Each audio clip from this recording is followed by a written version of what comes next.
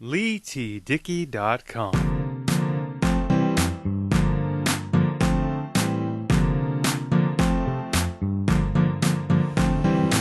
Well, hello everybody, Leigh Dickey here. Welcome to another episode of the Beats and Speaks podcast.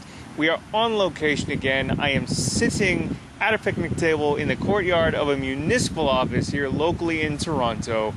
And I present to you this week another interview with another fantastic guest. My guest this week, D-Rek Canas.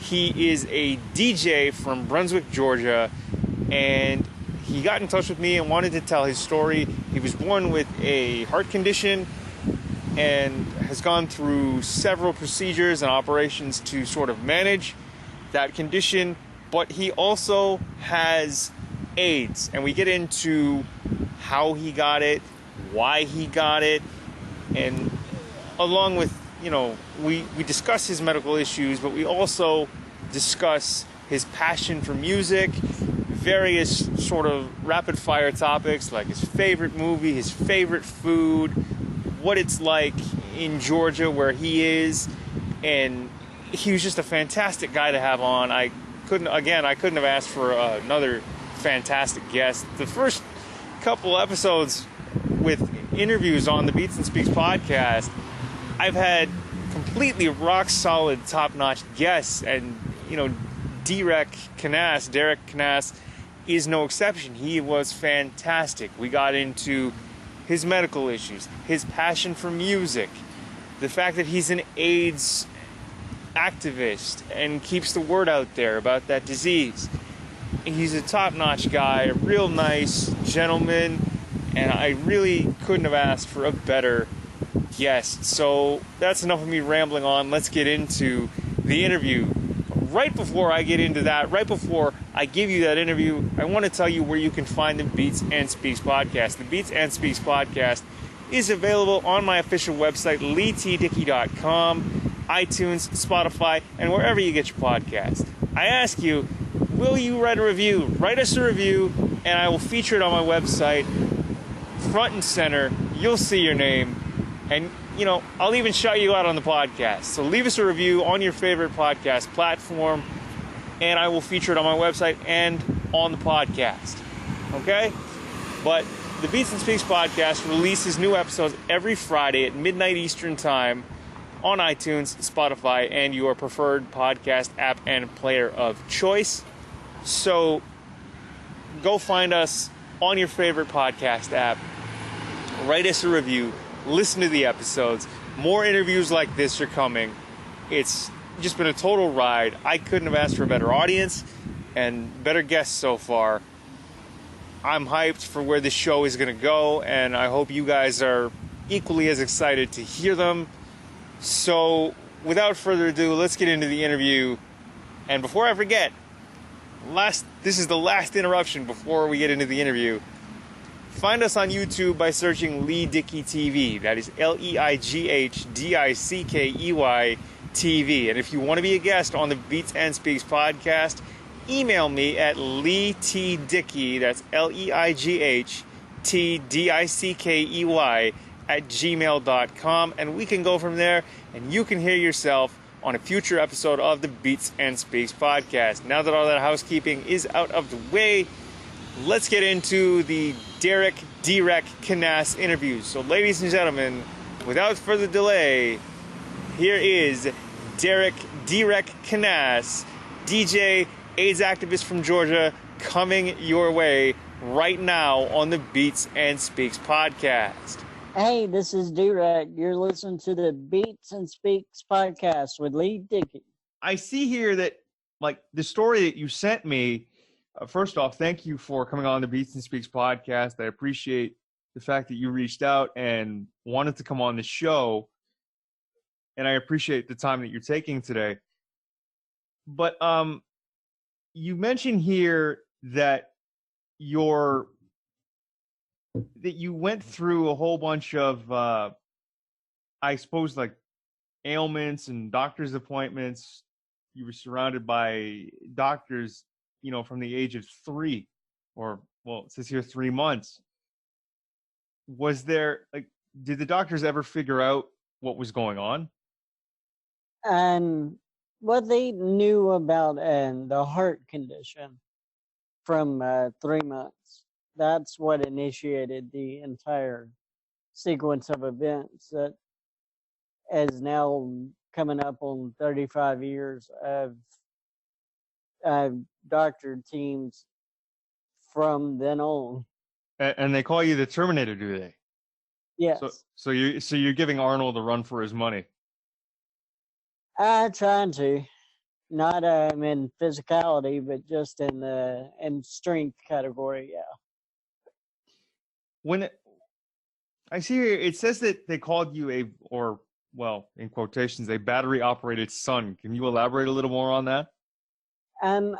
When I was 3 months old, I was diagnosed with a congenital heart defect known as transposition of the great arteries.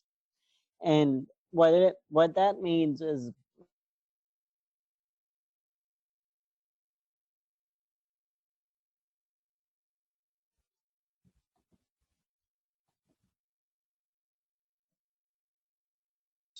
so my body was getting unoxygenated blood, and the oxygenated blood was just flowing around my heart and lungs. And so my lips would turn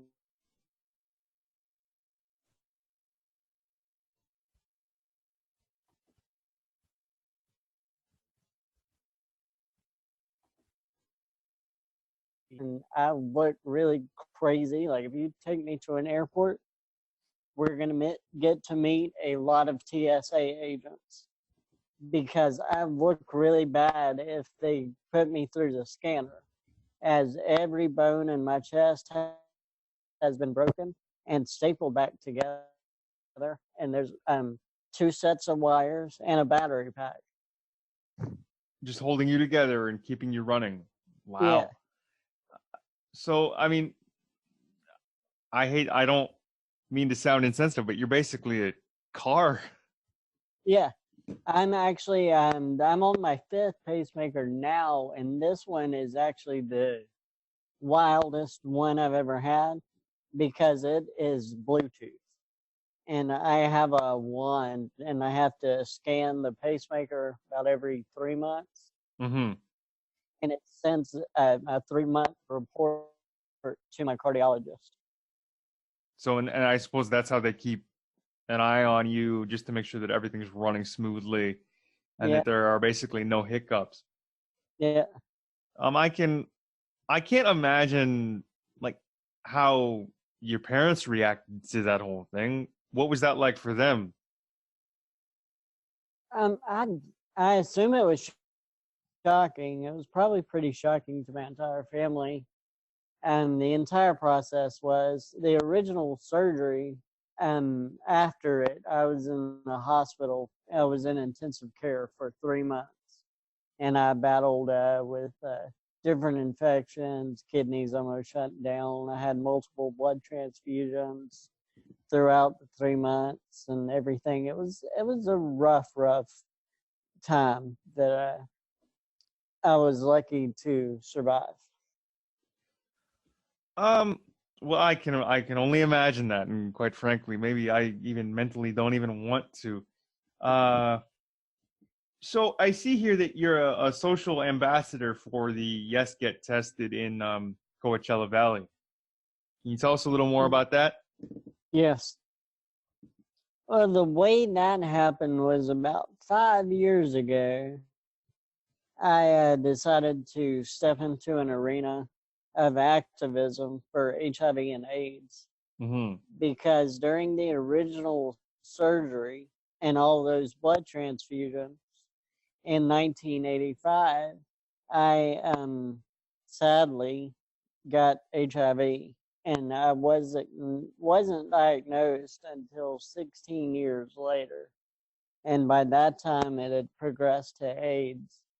And I have multiple health issues because of that. It affected my ability to grow. It's put a curve in my spine, destroyed an immune system, which I've thankfully rebuilt thanks to meds and everything. And Yes Get Tested Coachella Valley was one of the first groups that when they heard my story, wanted to partner with me and help me tell my story, because it is a very unique perspective on the virus and the disease. And it's just a story that is very, very unique. So, I mean, I can only imagine that. But so, D-Rek, can you take me through like a typical day in your life, knowing that you have AIDS and you have a pacemaker? Just what does a typical day look like for you? And usually I get up, I get my dogs up, I let them out, I'll go get breakfast, get coffee. And it's pretty normal. I play video games. I check all my messages and stuff on the website. I have my own website that I do all my activism work from. And I deal with anything that has come up overnight there. And I don't take my meds until nighttime. But luckily now I'm down to, I think about 7 meds I take altogether at night. So it's not bad. But about, well, say 18 years ago, I was taking over 22 meds a day. So there's been a big progression of dropping meds. So science has really moved fast in terms of the HIV medications and things like that. So that's really incredible. Yeah, I mean, if you're down from 22 to 7 a day, that's remarkable, really. How Yeah, and fast? only 3 of the 7 are for the HIV Wow. virus. And I, The rest are just meds for heart issues. yeah, I suppose the other 4 are for the your cardiology issues, I suppose. Yeah. But I mean, as nice as this is, like you're following your dreams, which is, I guess, like the big takeaway from having you on the show. You're a DJ. Yeah. So if you're out, say, performing at a venue, what would like a typical playlist look like for you?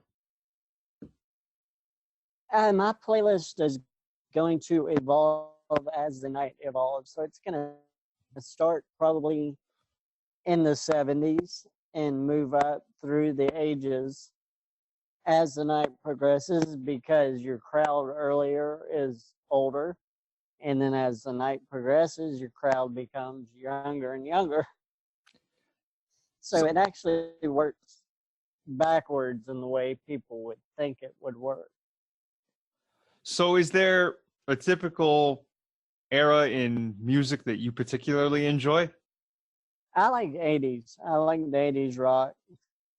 I like the big ballads and just the loud guitars and stuff. That's what gets me hyped up. So like Motley Crue, Rat, Oh yeah.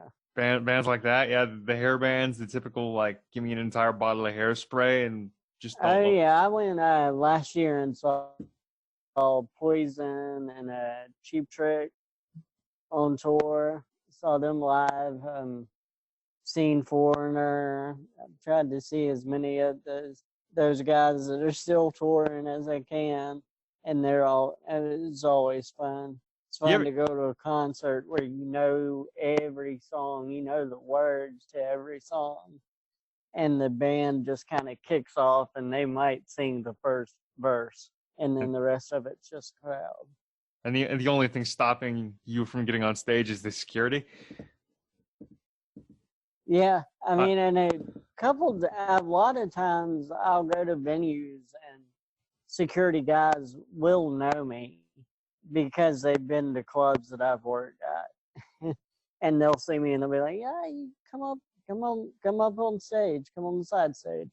So the perks of being an entertainer yourself, right? Just sort of like, yeah, Yeah. we'll get you up a little closer. You want an autograph too? Yeah, I mean, I've had that happen many times, just being grabbed out of the crowd by a random security guy and going, "Hey, we saw you the other night working. Come on, get up here.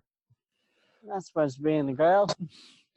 You ever get tempted, like, say you get up close and personal, or you manage to get around a security guard that you don't know and get up to the, right up to the band. You ever get tempted and say, you know what, here's my card, just give me a call? No, I've never done that. I did that. I had one band. I worked in a club that we had bands, and we had a couple that were touring. They were around the country, and one band actually did want to take me on tour with them, but I wasn't in a position to be traveling at that time, or I would have taken it. It would have been great to go out and do shows with 2,000, 3,000 people in front of me. I mean, I've played myself because I work as an entertainer as well. I've played myself in front of like fairly large crowds. And I prefer the larger crowds, but what about yourself? Do you prefer the larger crowds or the smaller, intimate venues? I love the large crowds. I mean, that's a rush you can't recreate anywhere else, and it's something that I always want to do. I love the big events, the big venues. I like being able to start a song and get a crowd so into it that I can drop the volume back and have the crowd sing the song to me.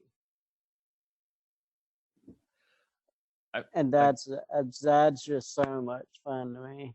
I worked a concert one time for Colt Ford. I don't know if you know who that country guy is, oh, I know who Colt Ford is. I know. but I opened for him in at a venue it was some that it was out in the middle of nowhere. They just bought out this big farm, and I was the opening DJ, and I had the crowd singing so loud that when Colt got on stage, he came up to me and he goes, "I've never heard a crowd that loud when I'm sitting in my tour bus trying to hype myself up."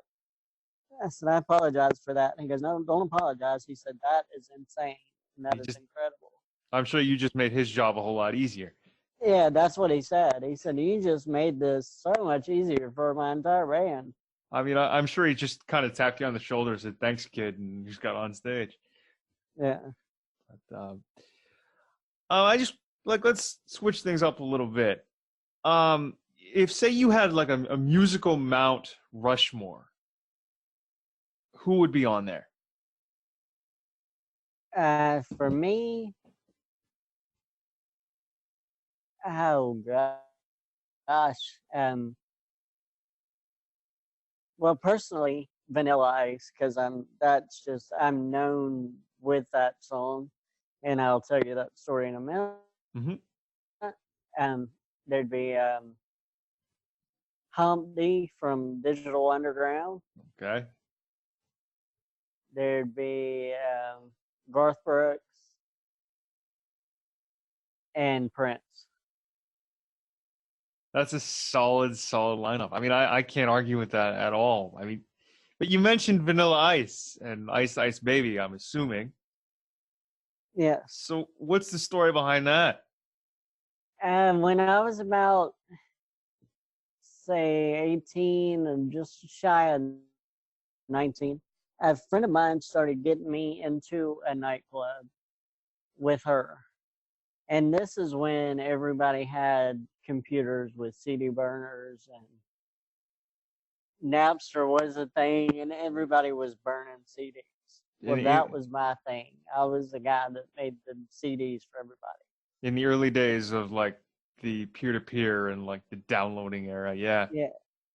Well, these CDs started making their way into this club, and the DJ had no clue what to play off these CDs. He's like, I don't even know who these bands are. I don't know who these tracks are. So I would end up behind the DJ booth with him and feeding him songs and ideas and getting the disc out and saying, play this number on this one, this on this, this on this. And it was working to the point that the guy finally said, you need to do this professionally. And I was just like, well, if you can teach me what all those buttons and switches do, I'll help you with the music. And that's how the DJ thing started. But before that, this club was also a karaoke club. And I was scared to death to ever do karaoke. And one night, I just got enough nerve up and I picked what's probably the goofiest song I could pick, which was Ice Ice Baby. And this is at a point in time when everybody had just got the flip phones with camera, and the club had wireless microphones. And when I got my opportunity, I ran through the entire club singing. And I had everybody up and going crazy. And I didn't think anything of it. Went home that night. We had a great time. Everybody had fun. And the next week, I get a phone call from the owner saying, where are you at? I'm like, what do you mean, where am I at? I'm at home. He said, no, I saw the video. You need to get back here. And then when I got back there, he told me, he said, you've got a job here if you want it. So this is before like the whole advent of viral video. You basically, in a way, set fire to the club with Ice Ice Baby, and you just I was known for a long time as just Ice Ice Baby. That's how everybody knew me. Before I ever had a DJ name, I was just Ice Ice Baby. Where does the name D-Rek actually come from? It's a play on my own name, Derek, but I call myself D-Rek because I've been reconstructed so many times and so many surgeries and everything that I'm basically just a wreck of a human being. It's just kind of pieced and glued and taped back together. Well, I mean, hey, if it holds you together, then they did something right. You know what I mean? And I'm sure the world is happy that you're here with us, just rocking out and living your dream. Yeah, I'm a mess. I mean, I'm just a big piece of scar tissue with a little bit of humor and a lot of musical knowledge wrapped around it. Well, I mean, all that most people ask, I'm sure, is that you're here and you're doing the best you can with what you got, and you're living life to the fullest. So, I mean, I just want to do a little rapid fire with you. Okay. Last movie you saw?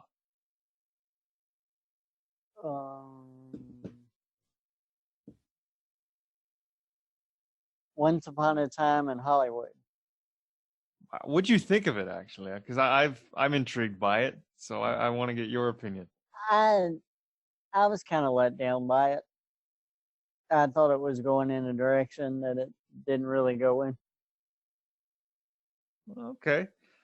I mean, personally, I was like, okay, well, another Leo DiCaprio film. I'm like, yeah, sure, we'll do that. But because I'm intrigued by the film itself, so to get someone else's opinion on it, I'm always happy for it. But to hear that it didn't quite sort of meet your expectations, I'm just kind of disappointed now. Not sure I want to spend the money on the ticket. Most embarrassing song on your playlist?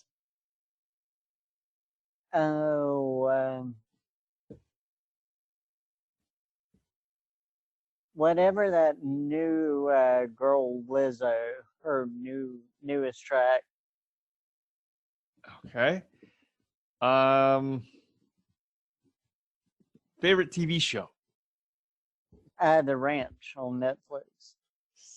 It's too bad they canceled that, eh? Yeah, I mean, I'm anxious to see how they wrap it all up. I just finished the current season the other day. Sad to see it go. Well, I mean, like, because I'm in and out in terms of like Netflix, and I do watch The Ranch, and like I'm a big fan of that '70s show. So to see Kutcher and Danny Masterson come back and do The Ranch on Netflix, I suppose like I can understand why they got canceled it because of Masterson's no longer with the show, Yeah. and he was pretty much like an integral part to it. And what are you going to do, right? If ratings drop and people aren't watching it, but I mean, I'm sad to see it go. Favorite thing from your childhood? Nintendo. I Oh, yeah. wasn't able to go outside and play a whole lot, but spent a lot of time inside with Nintendo. I'm Favorite an game? avid gamer still to this day. Favorite game on the Nintendo? Duck Hunt.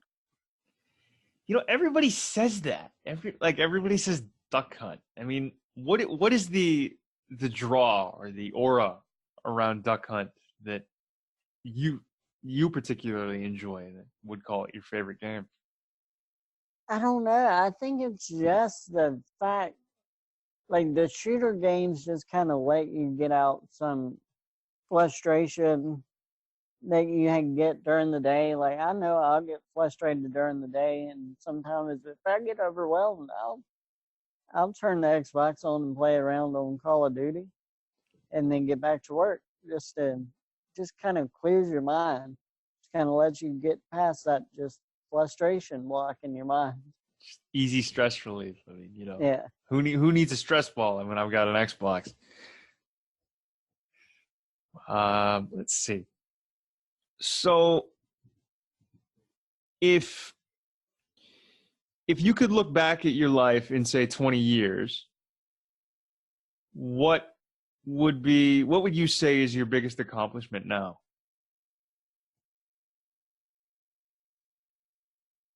Biggest accomplishment for me personally is the fact I've made it long enough to have 5 pacemakers. And I've told my family I'm going for 10.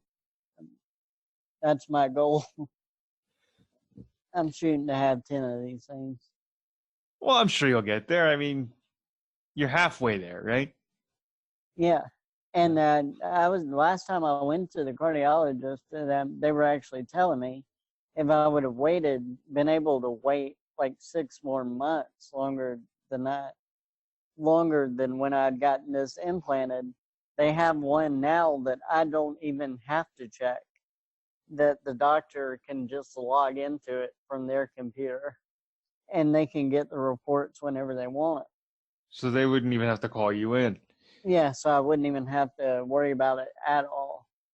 So the next time I get one, I mean, there's no telling what technology will be at. Like right now, I know like I have a battery life on my pacemaker. Right. But I've actually killed one, so I'm not dependent totally on a pacemaker. Yeah, but I mean, it must take like some effort to kill a pacemaker. I'm intrigued. Yeah, what did you do to it? I was working nonstop. When I finally got the ability to DJ, I was working 5 to 6 days every week, out till 3, 4 in the morning, sleep all day, get up, do it again. So you're just And I burning did that for 8 years, and I completely killed one. And the last one, when they finally got the chance to check it, had been in battery alert mode for 2 years. Oh, geez. So, I mean, you're basically burning the candle at both ends, and they're just, well, you kind of like at the end of this one there, D-Rek.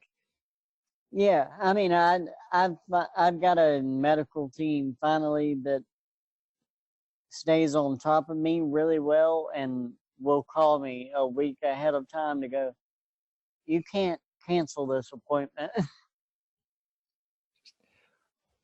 and you're going to be here. So, and I need that because I'm really bad. I kind of have I don't know what you would call it, I guess a Superman complex. Like, I don't, I don't ever, I don't feel bad. And the way my doctor has explained it to me is because of the original surgery and the infection and everything happening at such an early age, by the time I gained consciousness of my own body and what pain is and everything, that my pain threshold is so high. By the time I get to a doctor and say something's hurting, it's usually pretty major. Yeah. I mean, well, I can only imagine that, but so you basically grew into your pain threshold. Yeah. And I grew into a extremely high pain threshold. So it's very dangerous. As entertaining as it is to me, it's terrifying for my doctor.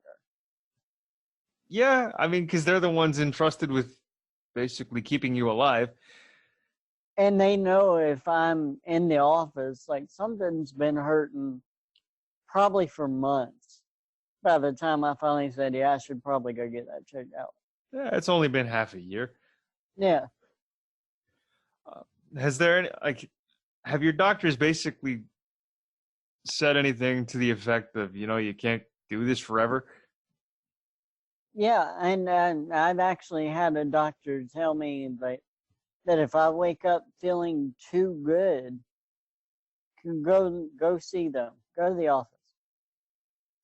But that seems like Because the opposite effect of what they want.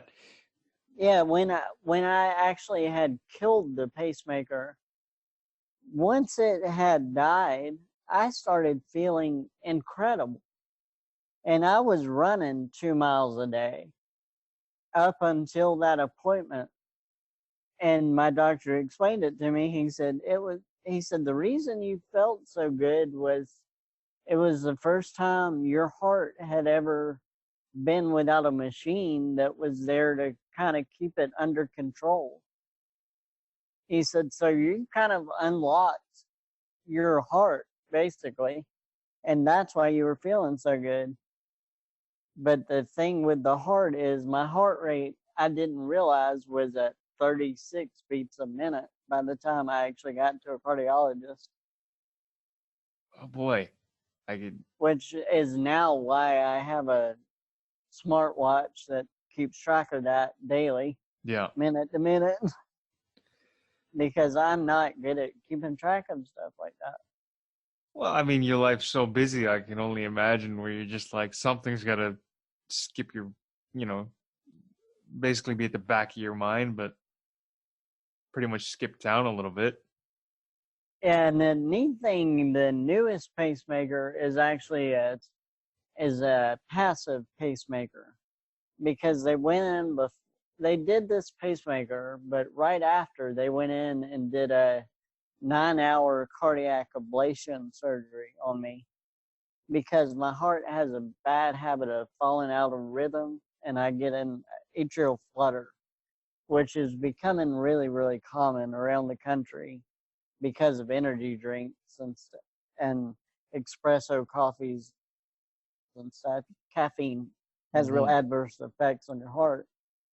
And so they put this pacemaker in and they did that ablation. And the ablation is basically they went in and they burned every bit of scar tissue that they could find on my heart. And I've got a video of it, which I can send to you, which is pretty neat to watch. But there's thousands of little marks where it lights up, where it shows where they burn out all these scars. And the last time, my last cardiologist appointment, I had 7 years battery on the pacemaker when they put it in. And when they checked it, it had not even fired. So I still have 7 years. It's been in there a year, and my heart has been working excellent since the ablation, So it's and it like hasn't had to step in. so it's like an extended warranty almost. Yeah, yeah, that's exactly what my doctor said. He said you got an extra year out of it. I mean, that's almost like the best deal ever. Yeah.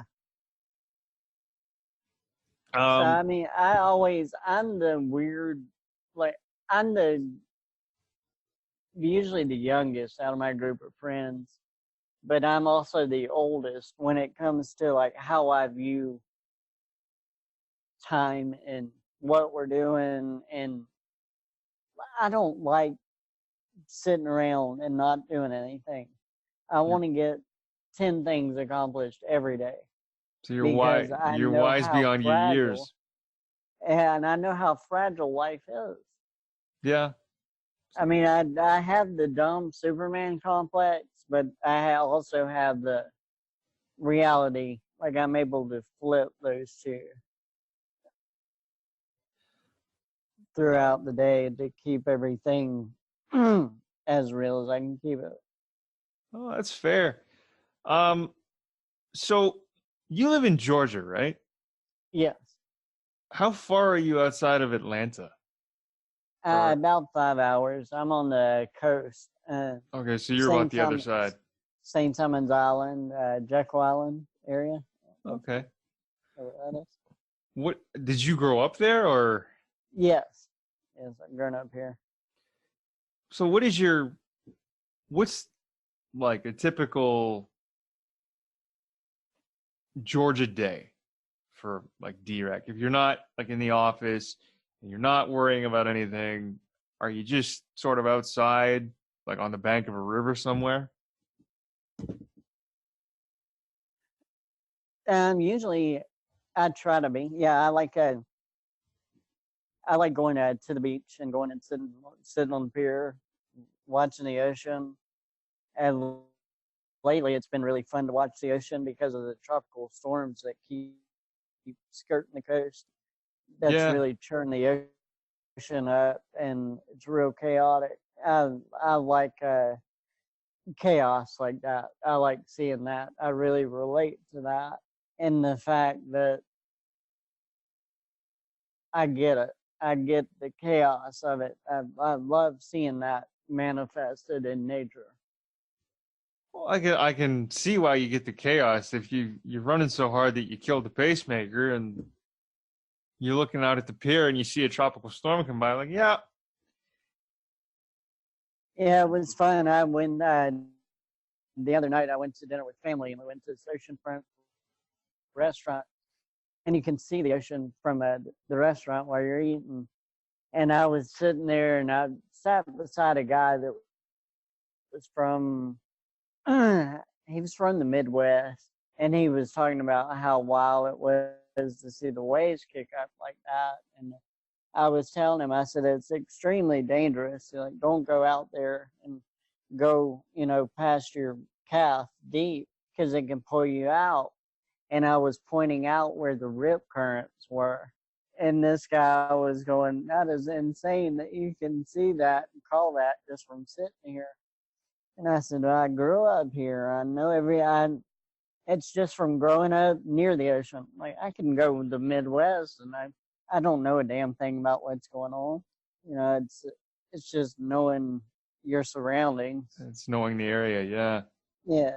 So, well, you But mentioned he like, just thought it was so cool. He was like, I didn't know that. I said, yeah, thousands of people die every year because of rip currents. He said, the ocean is way more powerful than people want to believe. Too they, many people get out there and think it's just a big pool, yeah. and it's not. So, well, you mentioned you were at a restaurant and you spotted some rip currents. What's your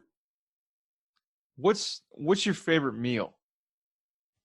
Me, I love crab legs. Is Sit me down in front of a big plate of crab legs, and I'm extremely happy. so just like seafood, shellfish, that sort of thing? Yeah, Yeah. yeah. Just I've been raised around it, ate it like crazy. I'm envious. I'm not gonna lie. I actually can't eat any shellfish or like anything that comes out of the ocean. But Oh wow. I'm allergic. Yeah. Yeah, my dad's allergic to fish like that. So I mean, And- it's a bad time for me, but I'm always like happy that people get to enjoy it. And I almost wish that I well, there's could. plenty of great restaurants that have great steaks and stuff with seafood around here. I mean, there's some great places. Well, the next time I'm in Georgia, I'll have to look you up.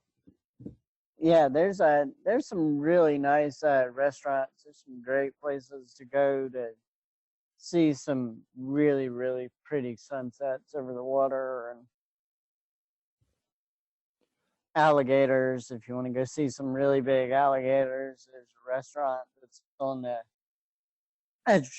tidal river, and you can sit there and see 15-foot gators come swimming up.